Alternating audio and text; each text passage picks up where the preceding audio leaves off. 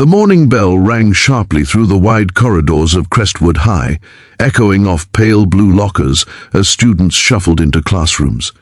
Inside room 3B, the air buzzed with laughter, chatter, and the faint scent of new textbooks.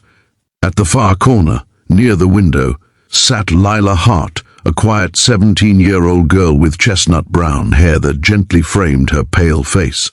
She wore a modest white blouse tucked neatly into a pleated navy skirt, her hands nervously clutching a worn-out notebook. She had always been the quiet one, the girl no one really noticed except when someone wanted a quick laugh at her expense. Her soft-spoken nature made her an easy target, and today would be no exception. As the students waited for their English teacher, a group of loud classmates gathered near her desk. Megan, the self-proclaimed queen of the class, was at the center, surrounded by her ever-present followers, Chloe and Tara. Megan's high ponytail swung with practiced arrogance as she glanced toward Lila and smirked. "You know what's sad?" she said loud enough for everyone to hear. "Some people think reading all day makes them smart. Like, maybe try talking to actual humans once in a while." Chloe laughed instantly, and Tara added mockingly, "Yeah, maybe she's training to be a librarian or something." The laughter rippled across a few desks. Lila lowered her gaze, trying to pretend the words didn't sting, but inside, her heart thudded painfully. She was used to this, being the easy joke, the harmless target. She had spent years mastering the art of invisibility. But what no one knew was that behind those calm eyes lived a mind that never stopped working, a quiet observer who noticed everything, remembered every slight, and carried every insult like a seed waiting to grow into something powerful. The teacher, Mr. Dalton, walked in, breaking the tension for a moment. "Settle down, class," he said briskly. "Today we'll continue with our public speaking project. Each of you will deliver a short speech in front of the class next week. The topic is the power of words." His voice was steady, but as soon as he left the topic hanging, a ripple of whispers went through the room. The bullies smirked again. "Oh, this is going to be good," Megan whispered to Chloe, her eyes sliding toward Lila. "Let's see if little Miss Silent even remembers how to speak." Lila's stomach twisted, but she forced herself to breathe deeply. "The power of words," she repeated silently. She wrote the phrase carefully in her notebook and underlined it twice. Maybe this was her moment.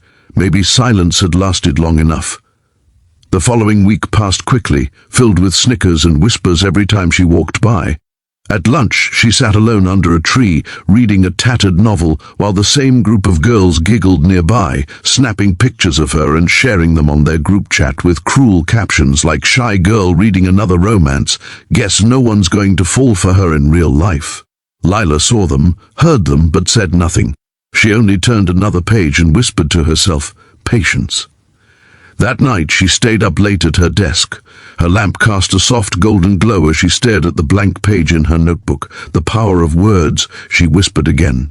Her pen began to move, slowly at first, then faster.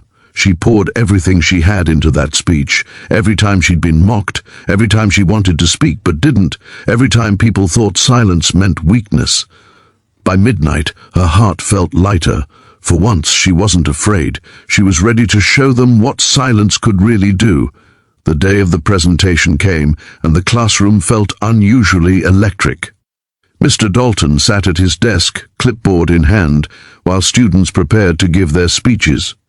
One by one, they took turns, some confident, some trembling, some joking their way through. Then, after the laughter from Megan's overly dramatic speech faded, Mr. Dalton looked up. "Next we have Lila Hart." A wave of snickers rolled through the room. Megan leaned back with a smirk, whispering, "Can't wait to hear her mumble something about fairy tales." Lila rose slowly, clutching her notebook. Her heart pounded so loud she could feel it in her ears, but her steps were steady. She stood at the front of the room, placed her notebook on the desk, and looked up.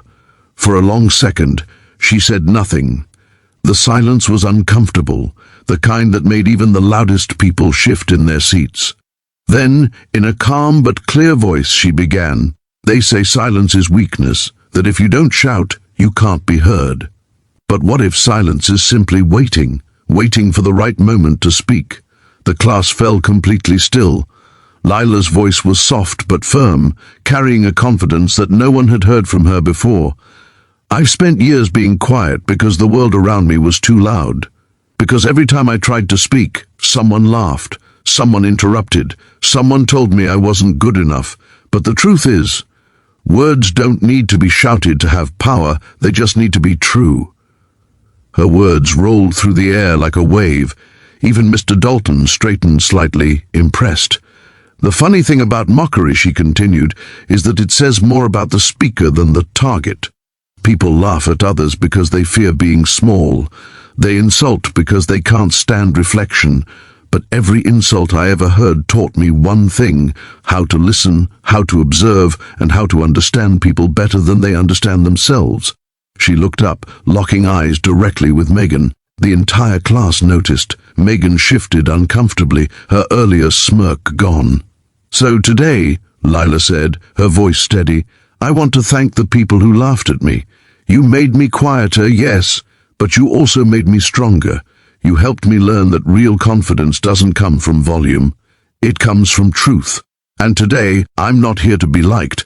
I'm here to be heard." By now, the room was dead silent. Every face that had once sneered at her was frozen. Chloe stared at her desk, and Tara bit her lip, pretending to write something. Even Megan looked away. Lila closed her notebook gently, took a breath, and smiled faintly. "The power of words," she concluded, "isn't in how loudly they're spoken, it's in how deeply they're felt."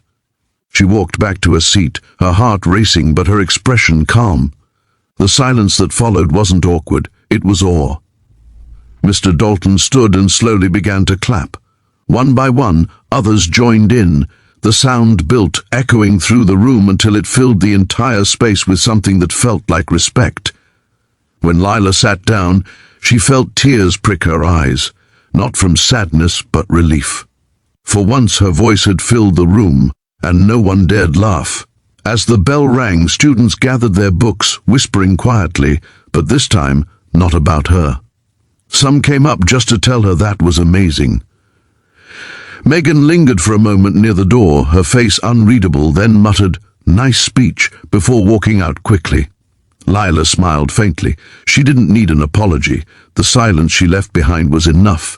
As she packed her things, Mr. Dalton approached and said softly, "Lila, that was one of the most powerful speeches I've heard in all my years teaching. You should be proud." She nodded humbly and walked out of the classroom, sunlight streaming through the hallway windows as if the world had opened up a little wider for her. She had spoken her truth, and for the first time she realized something life-changing. Silence was never her weakness, it was her weapon. As she stepped outside, she saw a few classmates waiting near the courtyard. They smiled at her, not mockingly this time, but genuinely.